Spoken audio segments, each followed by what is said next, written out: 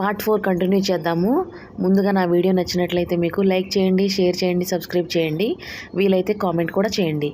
అలా 100 మంది వచ్చారు కదండి చూడటానికి. ఏంటి పెళ్లి చూపులకి ఇంతమంది వస్తారా అని చెప్పేసి ఈ పెళ్లి కూతురు తరపు వాళ్ళందరూ అనుకుంటున్నారు. అంటే వాళ్ళలో ఒక ఆవిడ సమాధానం ఇచ్చింది. ఏంటంటే మేము 7 కుటుంబాలు అందరం కలిసే ఉంటామండి. ఎవరు దేనికైనా సరే, ఎవరు ఆడపిల్లలకైనా మగపిల్లలకైనా పెళ్ళిళ్ళు చేయాలన్నా చూడాలన్నా సరే అందరం కలిసే వెళ్తాము, చూస్తాము, చేస్తాము, అంతా ఒకలాగే ఉంటామండి, మాదందరిది ఏకాభిప్రాయం అని చెప్పారనమాట. సరే అని చెప్పేసి కామన్గా కూర్చున్నారు. వాళ్ళందరూ కూర్చున్నాక ఈ అమ్మాయిని తీసుకొచ్చారు. ఈ అమ్మాయికి ఫస్ట్ పెళ్లి చూపులు కదా, చాలా భయంగా ఉంది. దానికి తోడు ఆ రోజు ఆ అమ్మాయికంట ఎగ్జామ్ జరిగిందంట.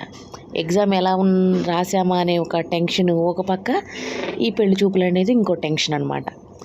ఏంటి అన్న భయంతోనే అడుగులు ముందుకు వేస్తూ వచ్చి కూర్చుందనమాట. పెళ్లి కొడుకు అమ్మాయి ఎదురుగా ఉన్నాడు. అటుపక్క వాళ్ళ ఫ్యామిలీ అంతా అబ్బాయి దగ్గర కూర్చున్నారనమాట.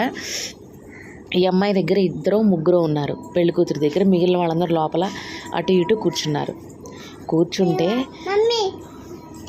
కూర్చుంది.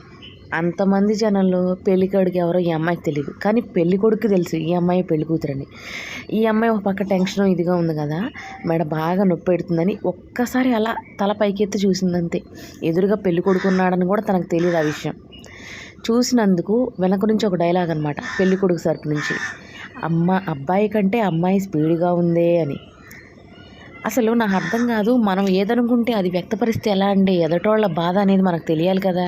ఇప్పుడు అమ్మాయికి మెడ నొప్పి, నడుము నొప్పి ఇదిగా ఉంది, సడన్గా పెళ్లి చూపులని తీసుకొచ్చారు. ఈలోపు అమ్మాయికి ఏ బాధ రాదా? వాళ్ళు అనుకున్నది కరెక్టేనా? అలా చెప్పడం తప్పు కదండి. సరే, ఇదొక పాయింట్ అయిపోయింది. ఈలోపు అమ్మాయి పక్కన వాళ్ళ ఆడపడుచు అంటే పెళ్లి కొడుకు వాళ్ళ చెల్లెలు వచ్చి కూర్చుంది. ఆ అమ్మాయి వచ్చి స్కిన్ పట్టుకొని చూస్తుందనమాట.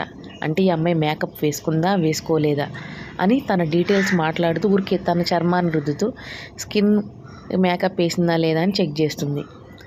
ఇంకో పక్క నుంచి నీ పేరేంటమ్మా అని ఇంకొక డైలాగ్ అనమాట. 100 మందిలో ఉన్నారు కదా, అందులో ఒక డైలాగ్ పేరు చెప్పింది.